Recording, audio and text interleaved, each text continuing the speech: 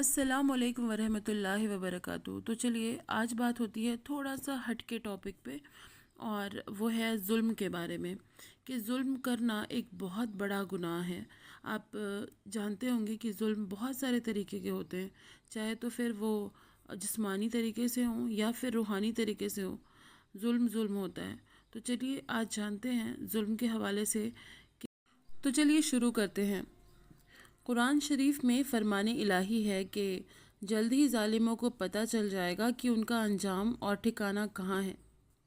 हदीस शरीफ में आया है कि जुल्म अंधेरा है, यानी जो दुनिया में किसी की एक बालिश्त ज़मीन ज़बरदस्ती ले लेगा, क़यामत में अल्लाह उसके गले में सातों ज़मीनों का तोक डालेगा।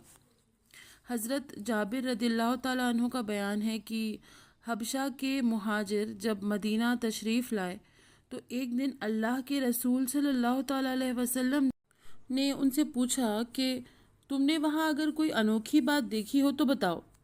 हज़रत कुतैबा ने अर्ज़ किया कि या रसूलल्लाह सल्लल्लाहु ताला अलैहि वसल्लम, एक दिन की बात है कि हम बैठे हुए थे, इतने में एक बूढ़ी औरत सर पर पानी का बर्तन रखे हुए हमारे पास से गुजरने लगी, तो वहीं के एक नौजवान ने बुढ़िया के दोनों कंधों को पकड़कर धक्का दे दिया।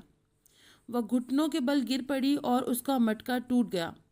अपने आप को संभालती हुई वह खड़ी हो गई और नौजवान से बोली, ए गद्दार, जब अल्लाह ताला क़यामत में सब अगले पिछलों को जमा करके इंसाफ फरमाएगा तो तुझे पता चल जाएगा कि इस तरह सताने का अंजाम क्या होता है।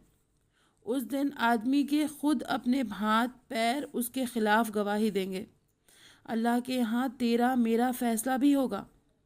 इस बात को सुनकर प्यारे रसूल सल्लल्लाहु ताला अलैहि वसल्लम ने फरमाया कि अल्लाह ऐसी कौम को कैसे भलाई देगा जो ताकतवरों से कमज़ोरों को बदला नहीं दिला सकती। तो हदीस शरीफ में आया है कि 5 तरह के आदमी ऐसे हैं जिनसे अल्लाह नाराज़ होता है। अगर वह चाहेगा तो दुनिया में ही उन्हें सज़ा देगा, वरना आखिरत की सज़ा तो तय है ही। पहला वह आदमी जो हाकिम है, लोगों से अपना हक वसूल कर लेता है लेकिन लोगों को उनका हक नहीं देता। दूसरा वह आदमी जो किसी कौम का रहबर और रहनुमा है, लोग उसकी बात मानते हैं, फिर भी वह ताकतवर और कमज़ोर के बीच हक बात नहीं कहता बल्कि अपना फ़ायदा देखते हुए फ़ैसला करता है। तीसरा घर का मुखिया जो घर वालों और अपने बच्चों को अल्लाह की फर्मा बरदारी की ताकीद नहीं करता, उन्हें दीन की बातें नहीं सिखाता। चौथा वह आदमी जो तय करके कोई मज़दूर लाता है लेकिन काम पूरा होने पर उसे मज़दूरी नहीं देता। और पांचवा वह आदमी जो अपनी बीवी का महर दबाकर उसका हक अदा करने के बजाय उस पर ज़्यादती करता है। गोया बीवी को महर की रकम न देना जुल्म है। जो लोग यह हक अदा नहीं करते या इसे ज़रूरी नहीं समझते, उन्हें सोचना चाहिए कि अंजाम क्या होगा। हदीस शरीफ में है कि मज़लूम यानी जिस पर जुल्म किया जाए उसकी आह बद्दुआ से बचो। अल्लाह अपने ऐसे बंदों की फरियाद जल्दी सुनता है। हज़रत वहब बिन मुनब्बह रदिल्लाहु ताला अन्हु फरमाते हैं कि किसी जालिम बादशाह ने एक शानदार महल बनवाया। इत्तेफाक से एक गरीब बुढ़िया महल के पास कुटिया बनाकर रहने लगी। एक दिन बादशाह ने महल का चक्कर लगाने के दौरान बुढ़िया की कुटिया देखी तो बड़ा बुरा लगा। गुस्से में आकर हुक्म दिया कि इसे फ़ौरन गिरा दिया जाए। बुढ़िया जब लौट कर घर आई तो अपनी कुटिया को तबाह हाल में देखकर बड़ी दुखी हुई और लोगों से पूछा कि मेरी कुटिया किसने गिराई। उसे बताया गया कि आज बादशाह सलामत इधर से गुजरे तो तुम्हारी कुटिया गिरवा दी।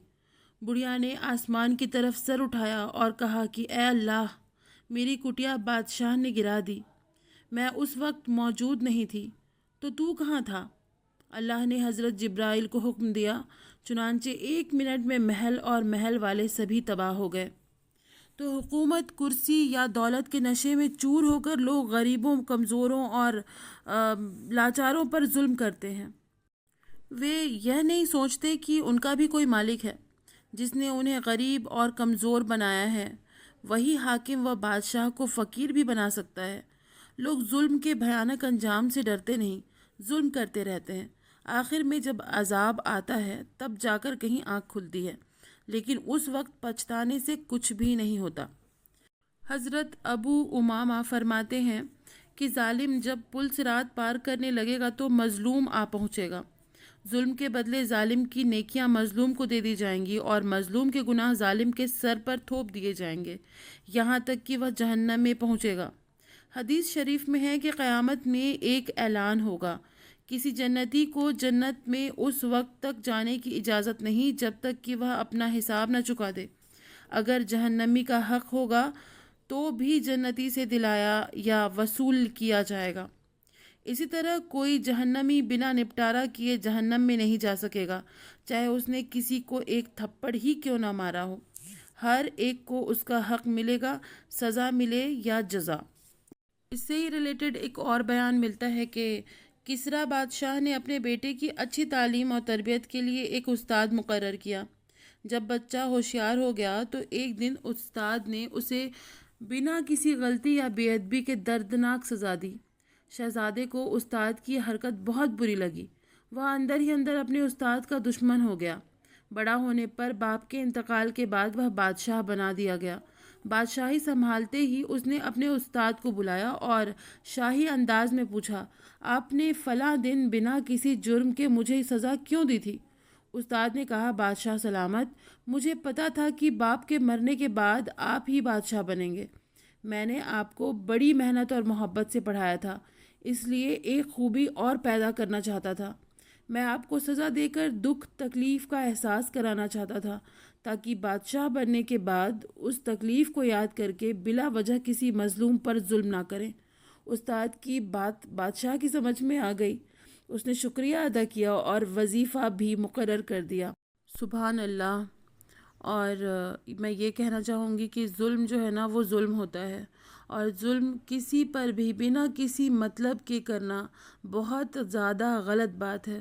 غلط تو دنیاوی طور پر ہے ہی، دوسری چیز اگر ہم اسلامک طور پر دیکھیں تو قرآن شریف اور حدیث شریف میں ایسے بہت سارے بیانات ہیں کہ آپ انہیں پڑھ کر سمجھ سکیں گے کہ ظلم کا کیا ایکچول معنی ہے اور ظلم کرنا کہاں تک صحیح ہے۔ تو کسی پر بھی بلا وجہ ظلم نہ کریں، ظلم کسی طریقے کا بھی نہ کریں۔ کیوں کریں گے ظلم؟ آپ کون ہوتے ہیں کسی پر بھی ظلم کرنے والے؟ بے شک ہر چیز کا مالک اللہ ہے اور اللہ سب کے لیے ہے، سب کا مالک ہے اللہ رب العزت۔ تو اللہ جانتا ہے کب کس کو کیا دینا ہے، کب کس کو کیا نہیں دینا ہے۔ دیکھیں کہ ہم آج کے ٹائم پر ہیں اور آج کا جو ٹائم ہے وہ بہت زیادہ خطرناک اور برا ٹائم ہے۔ برا اس لیے کہ جب بھی ہم اکثر نیوز میں دیکھتے ہیں کہ ہر دن کوئی کسی نہ کسی کو مارتا ہی رہتا ہے، یہ بہت تکلیف دہ بات ہے۔